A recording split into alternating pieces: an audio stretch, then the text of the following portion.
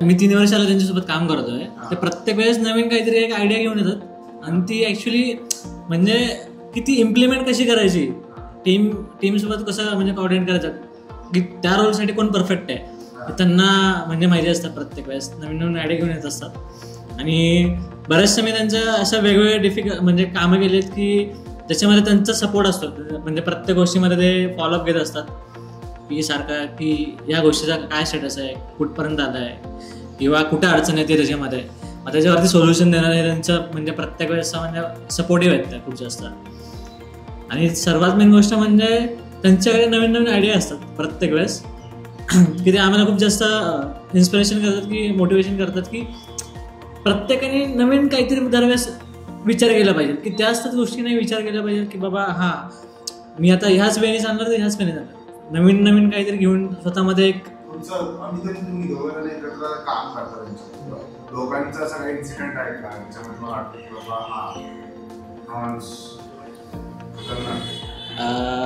तर तसं सांगायला गेलं तर अमितचंच आहे. अमितला स्टार्टिंगलाच एकदमच अमित नवीनच जॉईन झाला होता तर त्याला तो ईमेल मार्केटिंग दिलं होतं तर तो त्याच्यासाठी तर पूर्ण नवीन गोष्ट होती. म्हणजे मी माझ्या लाईफमध्ये कधी ते केलं नव्हतं आणि इथं आल्यानंतर मला ते सांगितलं असं असं करायचं आहे, कर सगळे काय तू मला कर सकता हो. मी पूर्णपणे नवीन होतं पण त्यात पण सपोर्ट भेटला, सरांनी सपोर्ट केला, पुष्करने सपोर्ट केला, अमोल सर होते आणि आशिष सरांच्याकडून एकच इन्स्पिरेशन भेटलं. मला याच्या आधी माहिती नव्हतं. ज्ञान की गंगामध्ये मला समजलं की सर ह्या कंपनीत जॉबला होते आणि त्यानंतर सरांनी ही कंपनी पुढं कॅरी आउट टेक ओव्हर करून चालवली. तर ते एक इन्स्पिरेशन आहे. आणि मला त्यांच्याकडून एक गोष्ट शिकायची, चीजे बेचना. म्हणजे आयुष्यात आहे ना तुम्ही जर विकायला शिकला ना तर खूप पुढे जाल, एवढं मला त्यांच्याकडून समजलं. सरांचं आहे ना म्हणजे आत्तापर्यंत जास्त इंटरॅक्शन नाही झालेलं बट जेवढे पण ते ग्रुपला टॉक्स वगैरे देतात सरांच्या बोलण्यात एक गोष्ट कळते की ते खूप ट्राय करत राहतात गोष्टी, ते एक्सपेरिमेंट करत राहतात आणि म्हणजे असे खूप रिजिड माइंडसेटचे नाही, ऑप्टिमिस्टिक आहेत की जर एखादी गोष्ट ट्राय करायची आहे तर हां हे होऊ शकतं. जसं आत्तामध्ये AI इंटिग्रेशन वगैरेबद्दल बोलत होते ते. सो त्यांना बघून असं नाही वाटत की आपण खूप मागं राहतोय. ते कंटिन्यू पुढचा विचार करत राहतात की अजून पुढं काय करू शकतो. आत्ता ऑलरेडी एका चांगल्या लेवलला आहोत आपण बट इथून अजून बेटर कुठं नेऊ शकतो आपण, हा त्यांचा माइंडसेट असतो आणि म्हणजे ते शिकायला आवडेल मला त्यांच्याकडनं. ते जॉईन झालं तेव्हापासून सरांचा माझा पण काही कॉन्टॅक्ट आलेला नाही आहे पण तरी काम व्यवस्थित चालू आहे का काय चालू आहे का तरी म्हणजे सुनील सरांना आम्ही सांगतोय आणि सर म्हणजे सर तिकडे रिपोर्टिंग करतात तर त्याप्रकारे आमचे सायकल चालू राहते.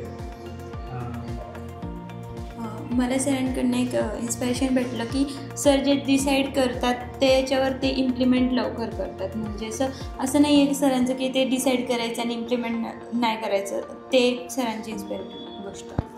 सुनील सर, एक चीज़ क्या है जो मतलब आपको लगता है कि आशीष सर से बेटर कोई नहीं हो सकता? माइलस्टोन डिसाइड करना. जब नए यहाँ पे प्लेस पे हम आए थे तो सर ने 2 साल पहले ही माइलस्टोन डिसाइड किया था कि 3 अप्रैल को 2024 में यहाँ पे आना है. तो हमने वो बोर्ड देखा था तो वहाँ से कुछ चीज़ें 2-3 चीज़ें सर ने इम्प्लीमेंट किए थे. तो वो अच्छा है कि मतलब माइलस्टोन डिसाइड करके उसके ऊपर काम करना, तो it's a better thing. Sir के अलावा नहीं कर सकते. एक वर्ड ऐसा क्या है जो आपको सर का आपको लगता है कि नंबर 1 बिजनेस. आपको क्या लगता है? A true leader. आपको सर?